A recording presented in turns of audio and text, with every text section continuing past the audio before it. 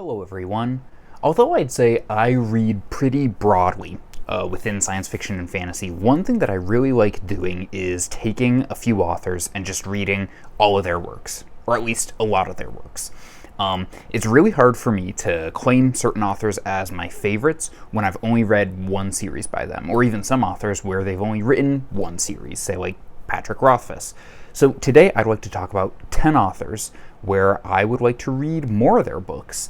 So we'll start off, I'm going to start off actually going number 1 and then going all the way down to 10, kind of reverse order here. And the first author that I'm going to list here is going to be George R.R. Martin. So obviously, as with every big sci-fi fantasy fan in the 21st century, I've read A Song of Ice and Fire. I think his writing in it is absolutely spectacular, and I really like his character work. I think he's a very skilled author, but once again, I have a hard time putting him up as a favorite author when I know he's written a ton of other books that aren't set in this world. I would especially like to get to Fever Dream. I know that's his vampire novel, and as far as monsters go in fiction, vampires are my favorite. But I'd also like to get to Armageddon Rag. I'm not sure what that one is. I think it's a science fiction novel about a rock band, maybe in the 80s, that's trying to bring about the end of the world.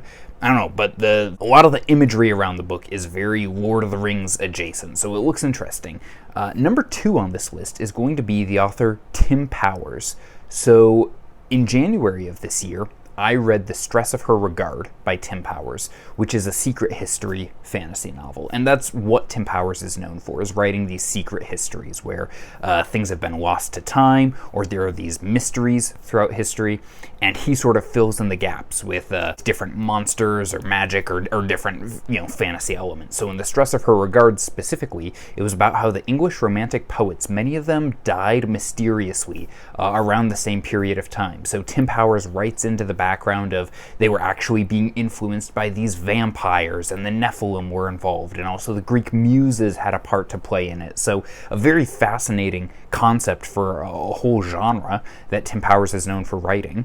And the 2 of the novels that I'll list here that I'd like to get to is his novel Declare, which is, I guess, supposed to be a John le Carré style spy novel with a supernatural twist, and The Anubis Gates, which is, obviously you can tell from the name, is an Egyptian-inspired fantasy novel by Tim Powers. So his writing is spectacular. He's a very, very good prose stylist in terms of his writing goes, and his ideas are just bonkers and out there, at least in the one that I read, and then in just hearing the concepts for these other books. I'd also like to read On Stranger Tides, which is the inspiration for the Pirates of the Caribbean movie, although pretty loose inspiration from what I know of, but we'll put that in there as a bonus. Number 3 on this list is going to be H.P. Lovecraft. So last year I went through a little bit of Lovecraft's works, and I appreciated them, but I think I did it wrong because I tried listening to them on audio, and I had a really hard time getting into his very verbose vocabulary through audio. And I felt like I was really missing a lot, and I was losing a lot of the atmosphere that Lovecraft was trying to go for. So I went through At the Mountains of Madness, didn't really click with me. To be honest, it was one of the bigger disappointments of the year. So I want to go to his other great work, The Call of Cthulhu, and try actually physically reading that this year. I think I'll get a lot more out of it by reading it. And then also The Color Out of Space. I've heard great things about that one. Lovecraft fans praise that one. So Lovecraft is obviously a staple of both the fantasy science fiction and also the horror genre. So I would like to read more of his. Most of his stuff does not, at least for me, hold up as being actually scary as much as it is interesting. And I know he's got a lot of personal problems that come out in his work as well, but just being able to see into his mind and the things that scared him, I find to be absolutely fascinating to read about, even if I don't find it very connecting emotionally. Number 4 on this list is going to be the author Jack Vance. So Jack Vance is one of those he's your favorite author's favorite author. He's not read as much by modern readers as he used to be, but he's a favorite author of Gene Wolfe, George Martin, plenty of other people out there, Terry Pratchett. And earlier this year, I read his Dying Earth, the novel The Dying Earth. I'd like to read book 2 in that series, Eyes of the Overworld. I've heard that one's good. And then also his Demon Prince series, starting with The Star King. I know George Martin highly recommends that series. Jack Vance's style is very sharp and to the point. Brevity really is the word to describe it. As I said in my review of The Dying Earth, he'll often have times and places where he'll say, and a character will go, I'm going to go over here. And then the next sentence will be, so over there he did such and such. So he's got a very terse style of writing, and that doesn't really click for everyone, but I think I'm able to look past that and focus on some of the cool ideas and some of the cool things that Jack Vance does in his writing. And he's really one of the staples of sci-fi, especially. So I would like to read more Vance. He's quite a versatile writer, and especially his Dying Earth books. I want to read those 4, especially since that was a big inspiration for Gene Wolfe and his Book of the New Sun series, which is a personal favorite of mine. Number 5 on this list is going to be William Peter Blatty. Blatty is obviously most famous for being the author of The Exorcist. And I kind of felt a bit conflicted about putting Blatty on this list because I don't get the impression that Blatty thinks that he's writing fantasy. Because Blatty was a devout Catholic, and he draws on a lot of that for his novels, at least The Exorcist, you get the impression that he believes a lot of this, and maybe he's using some artistic license, but it can at least be labeled as horror, thriller, what have you. So we're including it on this list for that reason.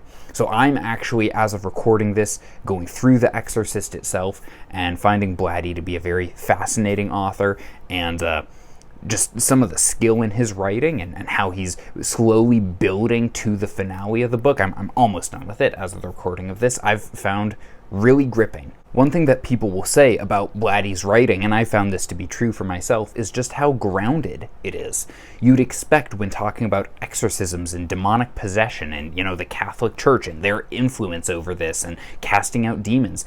These are seem to be very antique ideas to many of us nowadays. We live in a very modern society where it's like, cavemen used to believe that sort of thing. But Blatty very much grounds this in the present here and now. And especially in The Exorcist, where this mother has exhausted all other options, and she's very much a secular atheist, and so she runs to the one place that will listen to her eventually, which is the Catholic Church, and ends up having to confront this demonic force that's afflicting her daughter. So I want to read more of Blatty's works, more than just the one famous book he wrote. Legion, which is, I think, supposed to be somewhat of a sequel to The Exorcist, is also one of his more famous works. But then also Demeter, I believe is how it's pronounced, is another novel that Blatty wrote. But really, The Exorcist and Legion are his 2 famous ones. But I would like to read more of him because I find him to be a very skillful author, and I'd like to read some of his lesser-known works as well. Number 6 on the list is going to be Stephen R. Lawhead. So earlier I said I have a hard time putting authors as all-time favorites when I've only read one series. Lawhead is the perfect example of this. I've only read his Pendragon cycle, so those 5 books, and then the prequel novel, Aurelia, which just came out earlier this year. And I've loved all of those, but Lawhead has written like 30, 40 books, so he's very prolific. One of his more famous trilogies is called the King Raven trilogy, and that's sort of his take on Robin Hood. You've got Pendragon with King Arthur. This is his Robin Hood.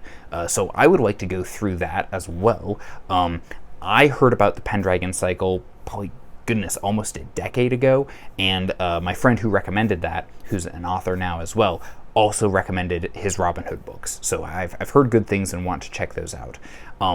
One of his more historical fiction books, though, is a novel called Byzantium. And Byzantium I've heard very much compared to the Sarantine Mosaic duology by Guy Gavriel Kay. So Sailing to Sarantium, Lord of Emperors. I've heard Byzantium very much compared to those 2 books. But the fascinating thing is that Byzantium was published a few years before Kay's work. So I wonder if Guy Gavriel Kay was influenced by Lawhead's books, or if it's just, nope, they're both just drawing from a similar well here. So those are 2 things of Lawhead that I would like to get to relatively soon here. Number 7 on the list is going to be Robert E. Howard. So last year I read quite a few of the Conan books, but I have not finished reading the Conan stories. So I want to read more Conan, but Solomon Kane. Solomon Kane is really fascinating as a character. Him being this Puritan monster hunter, I find that really interesting. And, you know, I like a good pulpy story as much as the next person, and Robert E. Howard is sort of the grand master of pulp fiction. So I want to read more of his Solomon Kane stories, in addition to completing reading the Conan stories. I'm not quite sure when that will happen, but would definitely like to get to it. Number 8 on this list is going to be Ursula K. Le Guin. So the only Le Guin that I've read so far is A Wizard of Earthsea, and I liked it. It was well written, but sort of in a similar way to Jack Vance, this wasn't written to be gripping or character driven in the same way that much of modern fiction is written. Now that's not a bad thing, it's just a stylistic choice. So I would like to read more of Le Guin, especially since she is like one of the goats of science fiction and fantasy. She's one of the greatest of all time.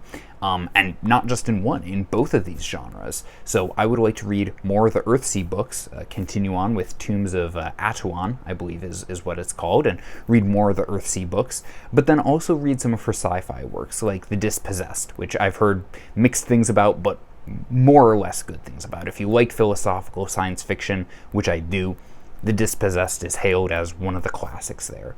I'll say briefly on the Earthsea stuff, there's not a lot of content out there on BookTube about Earthsea, at least not that I've seen. So I think it would be interesting to do more videos breaking down each of the books and exploring some of the themes there and some of the stylistic things that Le Guin is doing. So I'd like to read more of her, and hopefully will soon. Number 9 on this list is going to be Matthew Stover. So Matthew Stover is an author of several of the Star Wars Extended Universe novels, but then also his own series, The Axe of Cain, is his most famous of his own work. I've read a couple of his Star Wars novels, and then I've read his God of War novel, and I read the first of The Axe of Cain, Heroes Die. Now, that might sound like a lot of Stover, but there's more of his that I would like to read, especially I would like to read his Heart of Bronze duology. It's sort of his take on like Greek-inspired fantasy. It starts with the book Iron Dawn, and it sounds really interesting to me. I've heard it's sort of some of Stover's more rough work, that he hadn't quite hit his stride, but I like reading authors' early work, and Stover is an author that I don't always love his books. They're not always 10 out of 10s, but I always love his writing. And when his books are good, when they do work for me, especially his Revenge of the Sith novel, they're just masterpieces. Like Revenge of the Sith and Heroes Die are some of the best science fiction fantasy novels I've read. So when he does hit, it's fantastic. So I'd also like to read his Star Wars novel, Luke Skywalker and the Shadows of Mindor. That one stands on its own. It's not part of New Jedi Order, so I would like to read that. And then 10th on this list, we're going to say, is Mr. Brent Weeks. So I've read Brent Weeks' Night Angel trilogy, and just that. Once again, it's hard to really state a full opinion about an author without reading more of their work. So I would like to read The Black Prism and start his Lightbringer series, one of the most controversial series in the fantasy genre, and also read Night Angel Nemesis. I've heard more or less that Night Angel fans really liked Night Angel Nemesis. Weeks is kind of an odd author because I didn't love everything about the Night Angel trilogy, but on the whole, I found it to be very much maligned by most people that I'd heard talk about it. I thought it was much better than I expected it to be, so I'm excited to read more of his stuff, and especially the ever controversial Lightbringer series. So anyway, guys, those are 10 authors with a couple of works given to each author that I would like to read more of their stuff. Let me know if there are authors that I should have included on this list, or if maybe there are some works by the authors listed that I should be prioritizing. So anyway, guys, let me know what you think of all of that. Thank you so much for watching. I will see you in the next one.